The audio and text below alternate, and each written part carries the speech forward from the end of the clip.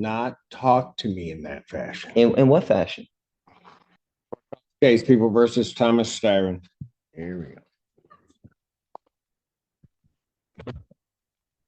Mr. Public Defender Otatella on behalf of Mr. Styron, who stands to my left. Well, let's talk to the judge about that. Right. We've been through this. Seems to be some confusion. What's the confusion? I've stated multiple times on the record that I wish to represent myself. Well, I thought we got rid of that issue the last. Yeah, I thought so too. I spoke to this gentleman right here and expressed my wish to represent myself as well. I'm already uncomfortable watching this, not because the judge is harsh, but because the defendant doesn't realize how serious this moment is. Court isn't a debate club. The moment he laughed, the judge wasn't offended. She was calculating consequences. You can feel the patience thinning immediately. All right. Well, if he doesn't want you, I mean, we'll figure that out in a moment. So, Mr. Styron, we're going to go through this again. What do we want to do in this case? You understand what you charged with, sir? So, I understand what the charges are against me, yeah. Okay, look, you're going to have to give me straightforward answers to my questions because I've got to make sure that you understand certain things. I got to do certain things here. From my understanding, you understand, first of all, that if you do indeed direct, you want to smile about it and laugh about it, take him back. We'll call him out later. Take it back. You keep laughing. You laugh one more time, that's 30 days. Go contempt. Look it up.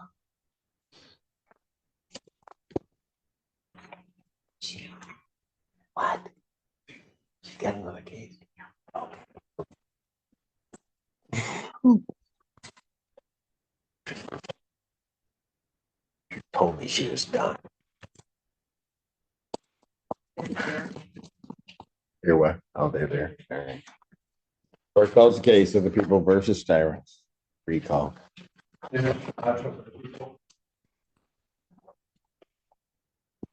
State your name. My name is Thomas Styron. Living man. Mr. Styron, you are before the court. You have elected to represent yourself. I do have to advise you that you have 3 counts against you. The first count is that of fleeing and eluding 3rd degree under the motor vehicle code. Do you understand the nature of that charge, sir? This is under the assumption that you're compelling me to identify as Thomas York Styron, the legal entity on this case. I believe that you are. Do you understand the nature of the charge, sir?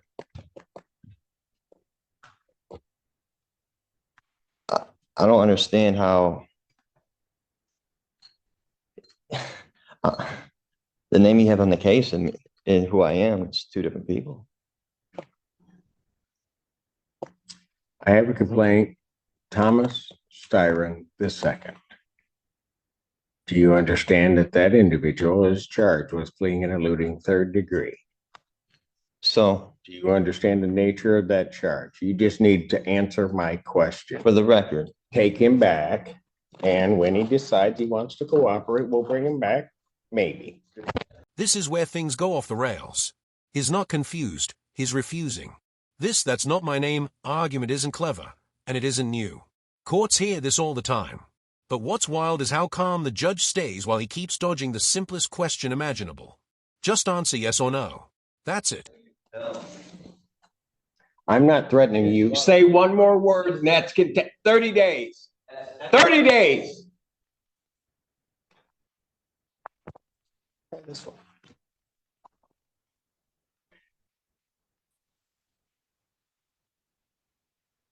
Recalls case, People of the State of Michigan versus Thomas Styron II. Styron, you are before the court on a felony complaint that does allege count 1. And I'm going to presume, since you do not want to answer the court's questions, that you understand English and understand what I'm saying. You are before the court on 3 charges. I don't have a Count one is the charge of fleeing and eluding third degree. Under the Michigan Motor Vehicle Code, that is a felony punishable by up to 5 years incarceration or $1,000 fine plus court cost, and would require the Secretary of State to suspend your license for up to 1 year upon conviction. Count two is assaulting, resisting, and obstructing a police officer. That is a felony or high court misdemeanor punishable by up to 2 years incarceration and or a $2,000 fine plus court cost. Count three is a misdemeanor offense of operating with a license suspended, denied, and or revoked. That is a misdemeanor as indicated, punishable by up to 93 days, $500 fine plus court costs. Your vehicle could be subject to immobilization. Since you refused previously to answer my acknowledgement as to whether you understand that, I will assume that you understand what you're charged with. You are also entitled to be represented by counsel at this and all subsequent proceedings. If you could not afford to hire an attorney would be provided at public expense to represent you in this matter. You are entitled, as indicated, to be represented at this proceeding, all subsequent proceedings, including your preliminary examination, and if the matter were to proceed by trial, you would be entitled to counsel. It is, as we have gone through with the previous proceedings, the court's understanding that you do not wish to be represented by counsel, and that this matter will then proceed forth with you representing yourself. I have to advise you that in representing yourself, the court will make the presumption that you understand the Michigan court rules, those regarding both procedure and those regarding evidence. The court will not be providing any legal assistance to you during the course of those proceedings and will hold you to the same standards that I would hold an attorney representing or practicing before this court. So, with all of that, and with the court's understanding that you do not want to be represented by counsel, I will set this matter for its next proceeding. This part is huge. The judge lays everything out clearly: felony charges, years in prison, fines, license suspension. And she warns him straight up: if you represent yourself, you don't get special treatment. No coaching, no help. Same rules as a licensed attorney. This is the moment most defendants should pause, but he doesn't. You understand I'm the beneficiary, not the trustee, right? That will be the preliminary examination. I will set the preliminary examination. Has discovery been provided to the defendant? Your Honor, he was previously represented by the public defender. I don't know if they turned over the paperwork to him. Does anybody from the public defender's office know whether or not the defendant has been provided discovery? Mr. Odetella. Thank you, sir. Thank you. Your Honor, we have the discovery. I have not been able to share that discovery with Mr. Steyer, and I tried to speak with him and go over it, but I'd be happy to turn that over to him at first available. All right, if you would either turn that over to the court officer so that they can provide that to Mr. Steyer so that he has some discovery, and if you could do that today, I would appreciate it. Yes, Your Honor. I'm setting the preliminary examination. Thank you, sir. Yes. The people would have their witnesses available June 11th. Set this matter for preliminary examination in person, June 11th, 2024, 9 a.m. That is before me. Even after all the disrespect, the court is still trying to do things the right way. Discovery, dates, procedure. This is important because it kills the myth that courts are out to get people like this.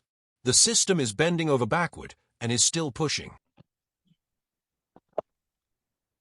Defendant, as he was leaving the courtroom the last time, the court did find the defendant in contempt, sentenced him to 30 days. The defendant will serve that sentence. The court will sign the judgment of sentence regarding the contempt.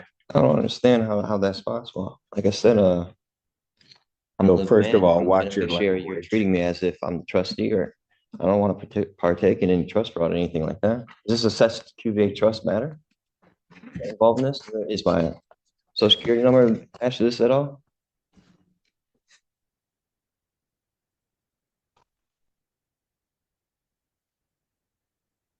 Go figure. Mr. Styron, or whoever you wish to be addressed as, I'd suggest that you watch yourself because there's going to be more time coming. You keep it up. You're You will presuming learn, have you will jurisdiction over learn the how defendant. to conduct yourself appropriately in these proceedings in this courtroom and before me. You will not in any manner whatsoever You're trying to disrespect compel me me to be somebody I'm not. or this You institution. have no evidence It will even not to prove that happen. I'm who you say I You am. will not talk to me in that fashion. In what fashion? I'm not the one being unethical. Very good. You'll serve the 30 days. We'll see. And here's the collapse. 30 days for contempt. Not for the charge, for the behavior. And instead of stopping, he doubles down. Trust law, social security, identity nonsense. This is the tragic part. He thinks talking more gives him power, but every word digs the hole deeper. By the end, the judge isn't angry. She's done.